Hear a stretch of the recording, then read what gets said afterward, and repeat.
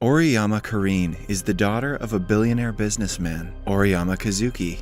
She has been treated like a princess from a young age and knows little to nothing about the world outside her mansion. Karin has everything she wants, and her only dream is to marry a prince one day. On the morning of her 16th birthday, her personal bodyguard, Kaburaki, and the maids wake her up and carry her to the bathroom. Karin, who is still half asleep, doesn't realize she is being picked up. They bathe her and get her ready in her school uniform. After being pampered, she is told that she has received gifts from several billionaires from around the world, like Mark Zuckerberg and Bernard Arnault. She is then seated in her limo and driven to school like usual. On her way, her classmate and friend, Ebina Isuzu, brings her flowers. Like Karin, he also belongs to a wealthy family. He has had a crush on her for a long time, but she only thinks of him as a friend. At school, Karin hears the girls gush about a good-looking guy who has just been admitted to the school. She follows them to take a look at him herself. Like the other girls, Karin is also mesmerized by Nao Tsurugi's beauty.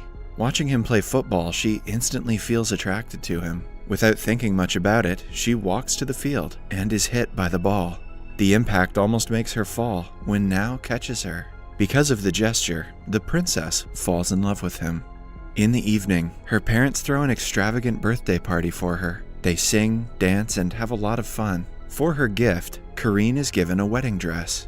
It turns out that a prophet had told her father that she is bound to get married the day after her 16th birthday. The husband will turn Karin into a better person and will provide her lifelong happiness. Karin refuses to marry anyone who is not Nao. She throws a fit, breaking the utensils and destroying the place, without letting her father explain himself. Only after he shows her the picture of her future husband does she realize that she is being married to Nao. Kazuki has bought her a husband of her choice for her 16th birthday. The following day, she and Nao are at the altar. When they are asked to exchange rings, he claims that since they are keeping their marriage a secret, it is better if they skip that part. Karin is ready to do as he says, so she doesn't object. Since they are too young to be married, they have decided to not tell anyone at school. After the wedding, he brings her to his house that only has one bedroom that is the size of her closet at her mansion. She is told that she will have to adjust now that her husband is poor. Karin is skeptical about how two people are going to fit in the house, but she trusts her husband to make her feel comfortable. She is excited about her first night with Nao, but is confused when he asks her to stay on her side of the room. He reveals that he doesn't love her and only married her because he wanted to inherit her father's wealth. He calls her shallow for choosing him because of his looks, and also says that he hates her. Karin falls asleep, hoping that everything that happened was just a dream. When she wakes up the next day, it is already 10 a.m. She doesn't have a habit of waking up on her own, so she is late for school. The landlady tells her that Nao left early in the morning without her. Karin tries to take a shower, but doesn't know how to turn on hot water. Getting ready for school is difficult for her without the help of her maids. After struggling to do basic tasks the entire morning, she leaves for school, but gets lost on the way.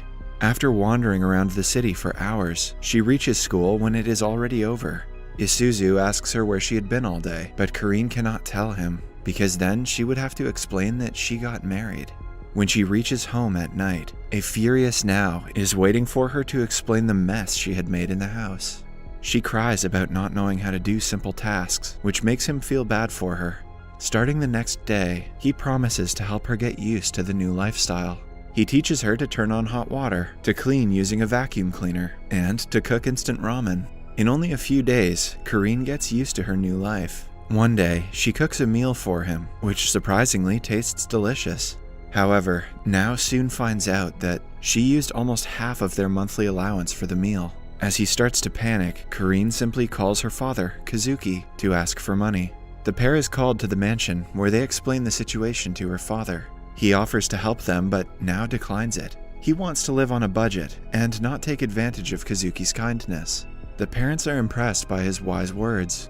I guess they forgot that he married into the family for their money. At night, the couple stays at the mansion. The next morning, when they are about to leave, Karin apologizes to the cooks for always throwing their food away.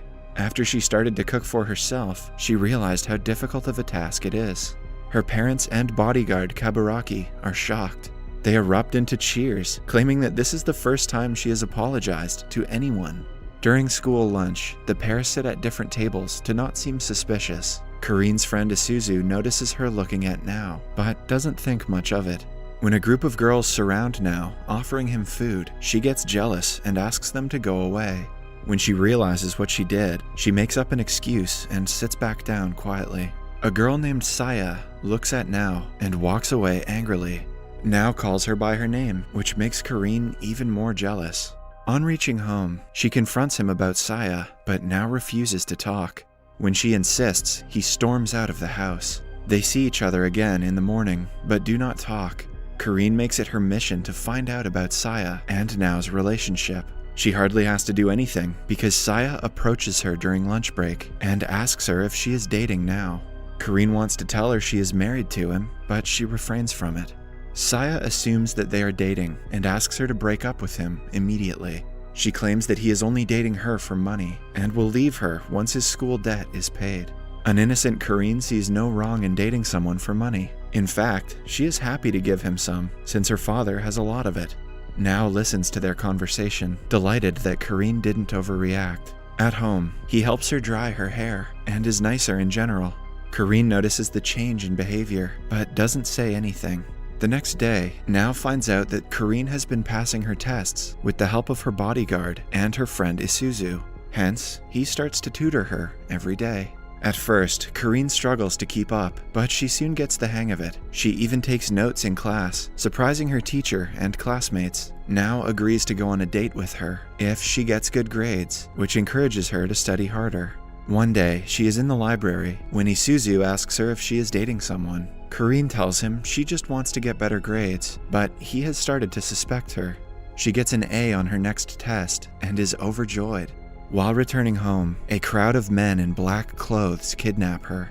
They take her to Isuzu's mansion. It turns out that he has found out about her marriage to Nao and doesn't approve of it. He threatens to tell the school principal about it and get them expelled if she doesn't divorce him immediately. Karin is left shocked. The guy she thought was her best friend turned out to be an obsessive lunatic. Later, she is in one of the rooms of his house when Nao calls her. He has been looking for her all day and is worried. She tells him everything about what happened with Isuzu and asks him to come pick her up. Nao doesn't think twice before coming to get his wife. He is welcomed by Isuzu's bodyguards, who do not let him see Karin before talking to him. Isuzu knows that Nao married Karin for her money. He tells Nao that he can never provide Karin with the love and happiness she deserves. Having known Karin since childhood, Isuzu knows everything about her dreams and aspirations. She wanted to dance with her significant other as a princess and wanted to have a grand wedding with hundreds of guests, but Nao couldn't even give her that. Nao, who has started to fall in love with her, realizes that she deserves someone like Isuzu who can fulfill all of her wishes. Isuzu asks him to divorce Karin if he really cares about her. When Nao later meets her, she asks him to come home. However, Nao wants her to stay the night at her parents' house because his house has no electricity. She retaliates, but he agrees to go on a date with her tomorrow and calms her. The next day, they meet on a bridge and go to an aquarium where Karin had always wanted to visit. Nao compliments her outfit, making her blush. They eat several street foods, talk about different things, and run around on the beach. In the end, they sit down to talk. Karin lists all the things that she has noticed about Nao, like the fact that he hates the noise of utensils breaking. He reveals that his mother used to break stuff when she got mad, so he has developed a hatred for such noises. They promise to support each other for eternity and ring a bell on a shrine. Right after, Nao suggests they get a divorce. Karin returns home shocked and devastated. The next day, Nao drops out of school and gets into a massive argument with his mother. He wants to do his best to not see Karin. Karin's parents are worried for her, but can do nothing to change Nao's mind. In the meantime, Isuzu visits her and asks her to go out with him. He brings her to a palace where they dance, as she had always wanted to with her prince. Karin enjoys his company, but knows that she would rather live in a tiny home with Nao than in a palace. When they are done dancing, Isuzu proposes to her. Somewhere else, Kaburaki meets Nao and gives him the divorce papers. He also hands him a princess book that used to be Karin's favorite. After reading the book, Nao gets to know more about what she wants in life. It also makes him realize that he cannot give her up at any cost. He runs to Isuzu's house, asking him to stay out of his and Karin's relationship. He appears to be determined about winning her back. Isuzu tells him that Karin refused to marry him because she is in love with Nao. He wants her to be happy, even if it means helping her get back together with him.